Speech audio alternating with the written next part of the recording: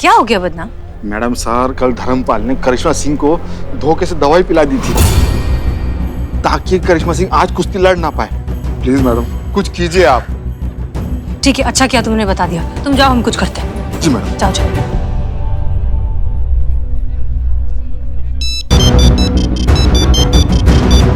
उठाइए उठाइए, please phone उठाइए।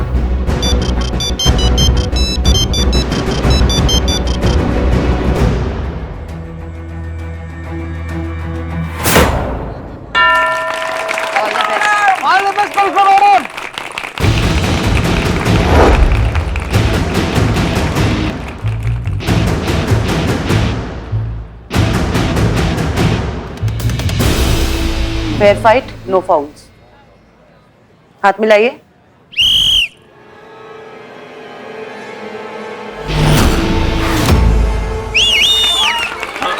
चाहिए करिश्मा मैडम। तो शुरू हो गया है कुश्ती का पहला राउंड अमरीक और करिश्मा सिंह के बीच। करिश्मा सिंह अपनी नजरें गड़ाए अमरीक की एक एक मूवमेंट को बड़े ध्यान से देख रही है। आप देख सकते हैं।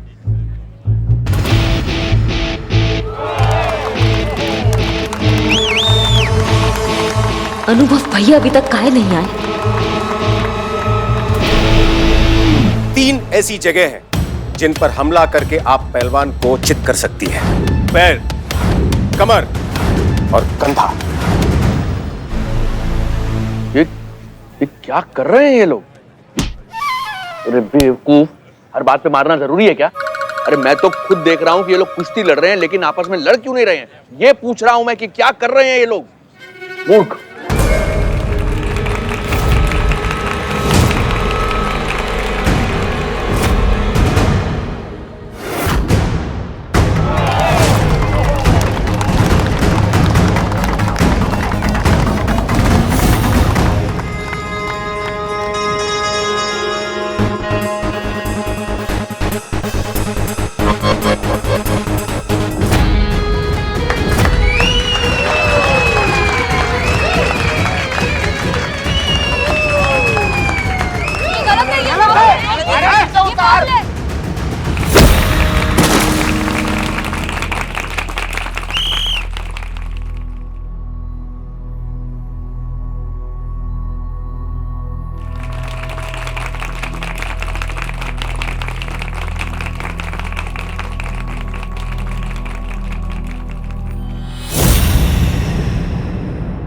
आइए मैडम। सुनो करिश्मा सिंह, हमारी बात सुनिए। डीएसपी सर पता नहीं कहाँ रह गए हैं। अब भी अच्छा मौका है, आप पीछे हट जाइए। ये आपको घायल करना चाहता है। नहीं, हमने उठकर गिरना नहीं सीखा है, हमने गिरकर उठना सीखा है। अब तो हम आगे बढ़ेंगे चाहे कुछ भी हो जाए। अब तो या तो आर होगा या फिर पार होगा। All the best Karishma Singh. Karishma madam, all the best madam.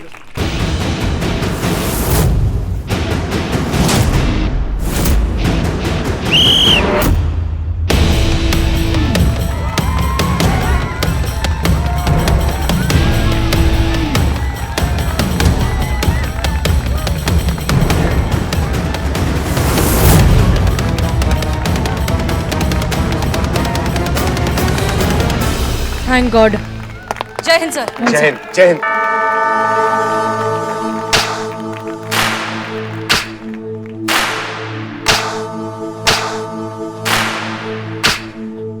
वो तुम्हारी 3 कमजोरियों में से किसी एक पर टारगेट करने की कोशिश करेगा, लेकिन किस पे ये बताएंगी उसकी आंखें। बस तभी तुम्हें तुम्हारी कमजोरी को तुम्हारी ताकत बनाना है।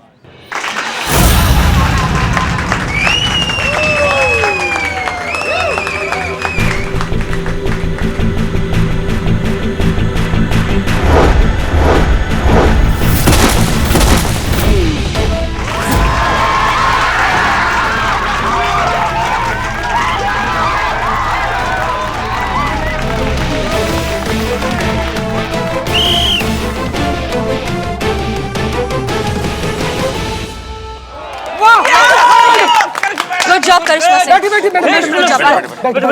पानी लो। क्या कर रहा तू? चिंता मत करो भाई, इस राउंड में इसको हरा कर छोड़ूंगा। बहुत बढ़िया करिश्मा सिंह, लेकिन अब इसे हराना इतना आसान नहीं है। आपका कोई भी पैंतरा, आपकी कोई भी तकनीक अब काम नहीं आने वाली। अब काम आएगा तो सिर्फ आपका जोश और आपका जुनून। याद करो वो वक्त जब आप सबके फैसले के विरुद्ध जाकर पुलिस में भर्ती होने का निर्णय लिया था। याद करो उस शपथ को जो आपने पुलिस में भर्ती होते वक्त ली थी। याद करो उस संघर्ष को जो आप इतने सालों से करती आ रही हैं। और बता दो सबको कि करिश्मा सिंह कौन है। जाओ।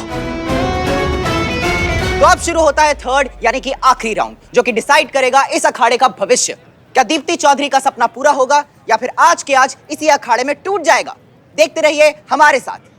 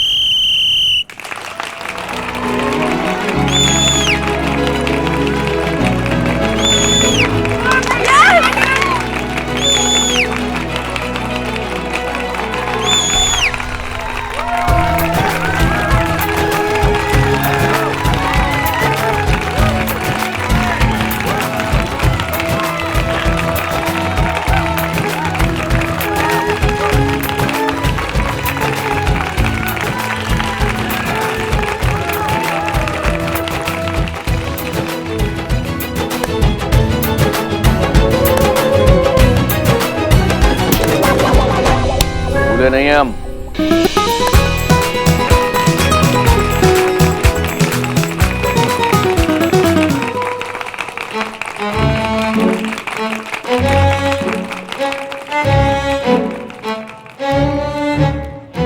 सॉरी सर, वो फ्लो में। कोई बात नहीं। करिश्मा सिंह, बहुत बढ़िया।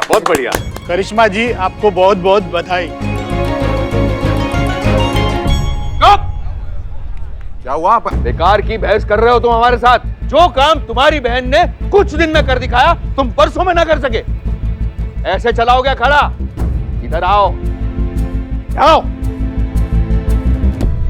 मैडम सर, हम आपसे क्षमा मांगते हैं। हमें इस बात की बेहद शर्मिंदगी है कि हमने आकाश के गलत काम में उसका साथ दिया।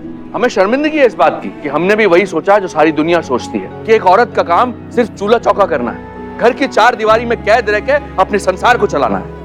नहीं, आज आपने हमारी सिर्फ आंखें ही नहीं खोली हैं, बल्कि हमारे दिमाग को भी नई रोशनी दी है। एक लड़की को पूरा हक है अपने पिता के सपनों को पूरा करने का।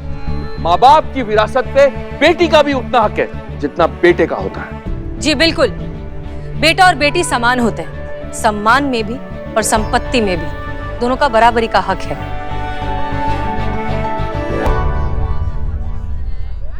आकाश भैया,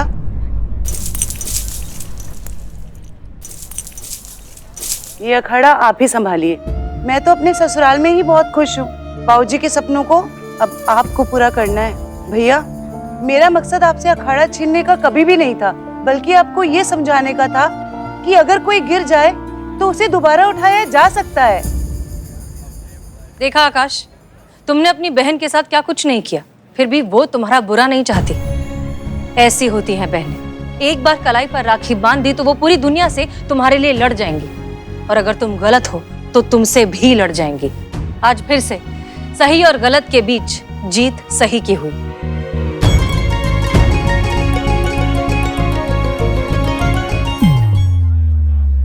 मैडम सर, आपकी और आपकी पूरी टीम ने हमारे बाबूजी के सपने को पूरा करने के लिए जो हमारा साथ दिया है, उसके लिए आप सभी का बहुत बहुत धन्यवाद।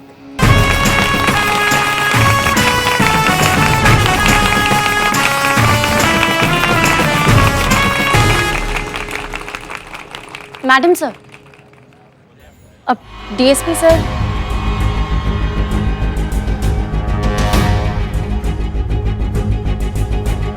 वो रहे। सर, अनुप्रिया, आप ठीक है ना? हाँ हाँ, मैं बिल्कुल ठीक हूँ। मुझे क्या हुआ है? Are you sure? या आई एम श्योर। वैसे हसीना मलिक, हमने आपको वचन दिया था ना कि प्रतियोगिता के बाद यहाँ सिर्फ एक ही नाम गूंजेगा, करिश्मा सिंह का। सच में सर, आज आपने जो कुछ भी किया है उससे आपने हमारा दिल जीत लिया।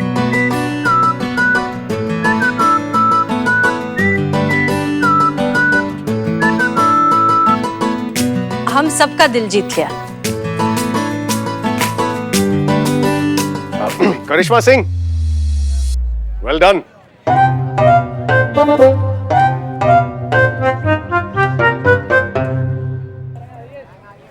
कितनी बार बताए पुष्पा जी नहीं है, अपने किसी रिश्तेदार की शादी में गई हुई है वो। क्या टोपा हो क्या? हम काय पैसे दे उनके गोलगप्पा के? हमने खाए गोलगप्पा? तुमने हमसे पूछा गोलगप्पा देने से पहले जो हम पैसे दे? सुनो, हमारा दिमाग नाच तपा हुआ है, बता रहे हैं। फोन थोड़ी देर और ऑन रहेगा ना तो फोन के अंदर से घुस के कंटाप मारेंगे, समझ गए? रखो तुम। एक तो मैडम सर का नया ऑर्डर आया है कि काउंसलिंग भी हम ही संभालेंगे, हमको और कोई काम नहीं। आप और काउंसलिंग? जी ना लीजिए, बताइए, जिसके मार के डर से खुद दूसरा लोग काउंसलिंग लेने जाता है, अब वह काउंसलिंग करेगा। बहुत डेंजर वाला चीज है मैडम। पर काउंसलिंग लिए तो दिमाग चाहिए होता है ना? संतु जी, नहीं, मेरा मतलब है कि ठंडा दिमाग चाहिए होता है ना, पेशेंस वाला काम है। और आप इतनी गर्म दिमाग वाली है, हाई टेम्पर्ड वाली है, तो काउंसलिंग वाला जॉब बहुत मुश्किल होता होगा ना। तो मैं ऐसे आ रही थी। सब बकवास है ये, बता रहे हैं हम तुमको। कान के नीचे दो कंटाप पड़ते हैं ना तो अपने आप सारे सुर बदल जाते हैं।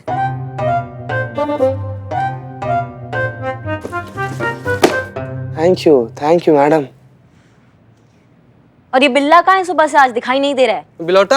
हाँ। मैडम, राजस्थान में ना अखिल भारतीय चोर सम्मेलन हो रहा है। वहाँ पर ना सभी चोर लोग ऐसे मिले हुए हैं और इस विषय पर डिस्कस कर रहे हैं कि कैसे अपना जो औहदा है वो बढ़ाया जाए, कैसे पॉकेट मार से डकैत बना जाए। वहाँ का आयोजक लोग ना इसको ना स्पेशल निमंत्रण देकर बुलाया बाकी चोर के काउंसलिंग के लिए। बताइए। ओ, तो बिल्लू राजस्थान गए। Excuse me, sorry. जी बताइए, क्या मदद कर सकती हूँ? वो जी कॉटन सी बात है, बड़ा सिल्क सा केस है, जरी वाली रिपोर्ट लिखवानी थी। क्या बोल रहे हैं सर? साड़ियों की दुकान है इनकी, 10 साल से साड़ियाँ बेच रहे हैं। साड़ियाँ बेचते बेचते उस धंधे में इतना घुस गए हैं, वैसे भी कुछ कहते हैं ना तो साड़ियों का जिक्र आ ही जाता है। बहुत खराब बीमारी है, किसी पढ़ा लिखा डॉक्टर को दिखाइए। वैसे क्या कह रहे थे, साड़ियों के बीच में का? जी पूछ रहे हैं, रिपोर्ट लिखवानी है, कहाँ लिखवाएं? देखिए, वो हमारी एसआई मैडम है, रिपोर्ट ना वही लिखेंगे। आई हाँ, आई आप इस तरफ आइए। सॉरी। कोई बात नहीं, इट्स ओके। आइए। जाइए लीजिए संतोष जी।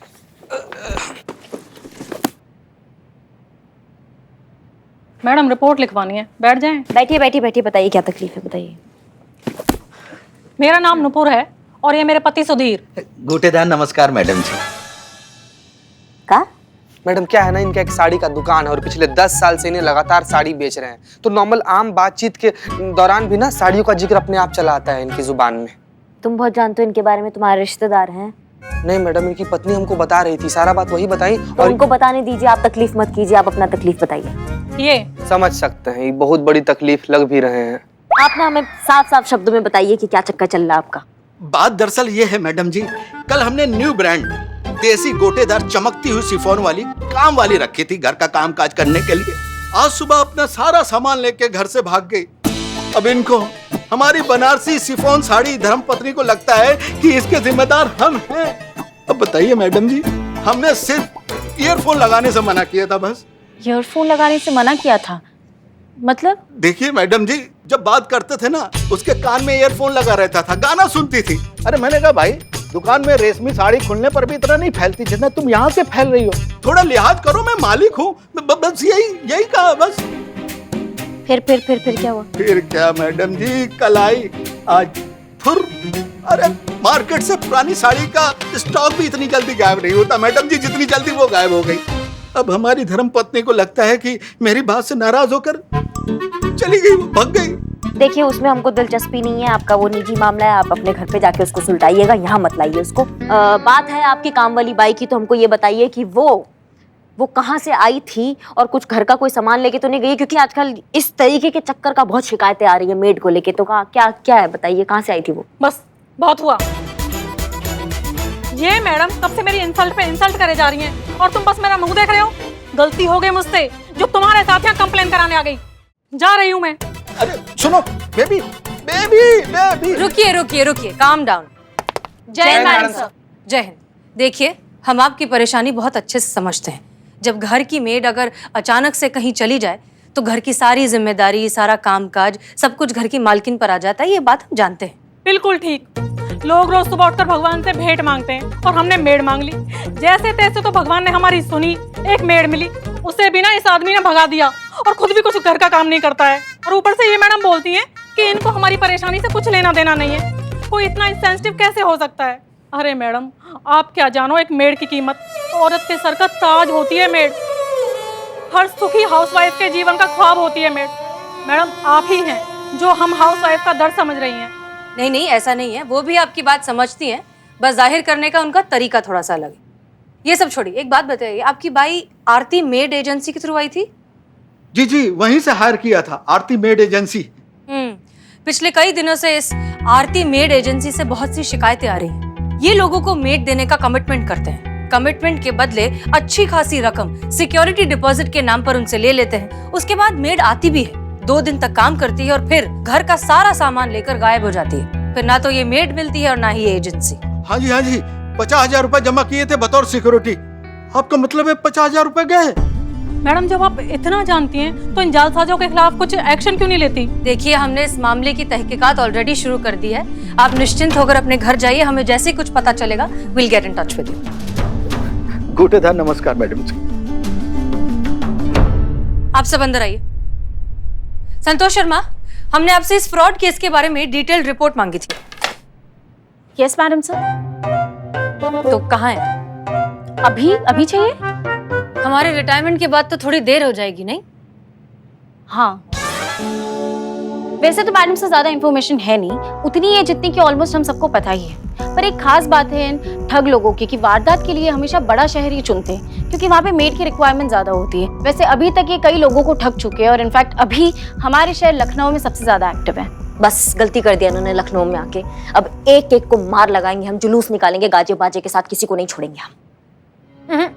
जहाँ तक हमें खबर मिली है ये बहुत ही बड़ा स्कैम है और उसमें कई सारे लोग शामिल हैं। इसलिए हमें जो कुछ भी करना होगा बहुत सोच समझकर, तैयारी के साथ और कानून के दायरे में रहकर करना होगा। संतोष शर्मा, क्या लगता है आपको कि इस फ्रॉड के अगेंस्ट टोटल कितनी कंप्लेंट्स हो चुकी होंगी अब तक? 60 to 70? 62 की 70।